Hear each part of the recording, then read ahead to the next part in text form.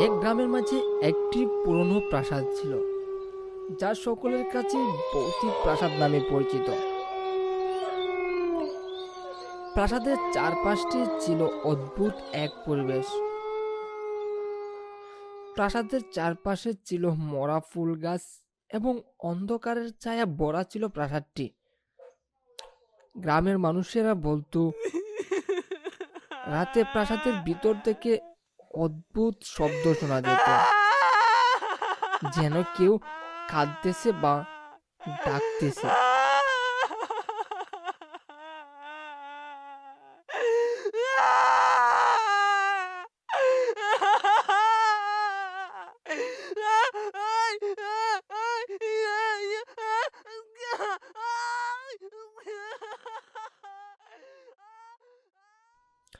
প্রাসাদটির পাশে আরেকটি গ্রাম ছিল এবং সেই গ্রামে আমরা 3 বন্ধু বসবাস করতাম: আরিফ, সীমা ও রাহুল।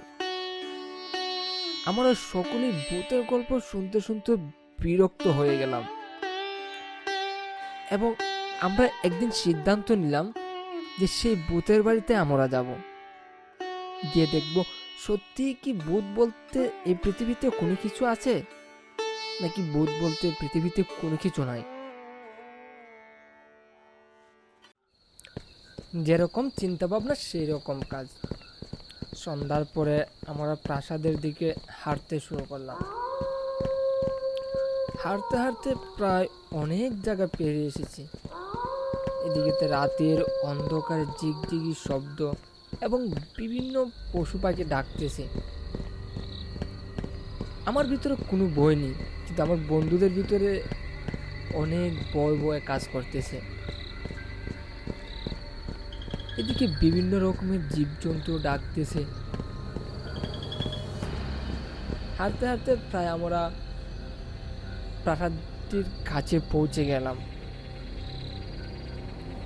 প্রাসাদটির দরজার কাছে পৌঁছানোর পর আরিফ একটু দ্বিধাবন্ধ হয়ে পড়লেন, কিন্তু আমার বন্ধুরা তাকে উৎসাহ দিতে গিয়ে আরিফ একটু সাবাস আনলেন। সাবাসের দরজাটা একটু ধাক্কা দেয়। ধাক্কা দেওয়ার সাথে সাথে দরজাটি খুলে গেল। প্রাসাদটির ভিতরে অদ্ভুত এক গন্ধ আমাদের নাকে আসলো,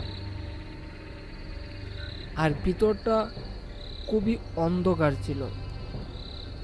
কেবলমাত্র আমাদের টর্চ লাইটের আলো জ্বালিয়ে কোনো কিছু দেখতে পাচ্ছি না। ছবিগুলা সবকিছু অস্পষ্ট দেখা যাচ্ছে। বাড়ির দেয়ালগুলা কালো অন্ধকারে ঢাকা। আমরা এবং আমার বন্ধুরা কোনো কিছু দেখতে পারতেছি না। আমরা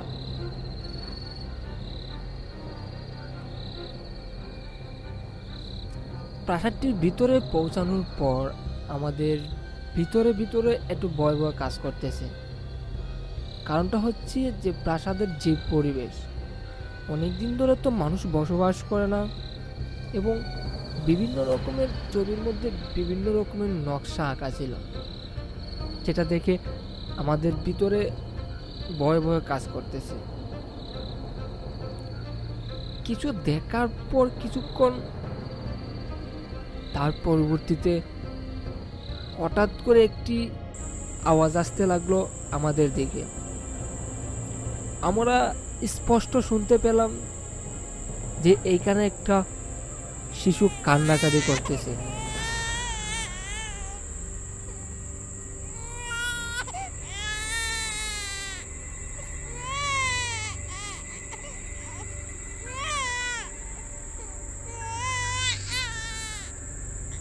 তখন আরিফ আমাকে জিজ্ঞাসা করলো, এ বন্ধু, তুমি কি শুনতে পাচ্ছ সেই কান্নার আওয়াজ? আরিফ কথাটা যে আমাকে বলল সেটা আমি স্পষ্ট শুনতে পেয়েছি। সে ভয় পেয়ে এই কথাটা বলল আমাকে। তখন আমি বললাম, হে বন্ধু, আমি তো শুনতে পাচ্ছি, এখন কি করা যায় বলতো? না বন্ধু, এখানে বেশি দিন থাকাটা মোটেও ঠিক না, চলো একদিন থেকে চলে যায়। তবে সীমা এই বিষয়টাকে পাত্তা দিল না। সীমা মনে মনে চিন্তা ভাবনা করে যে ভূত পেতনি বলতে এই পৃথিবীতে কোনো কিছু হয় না,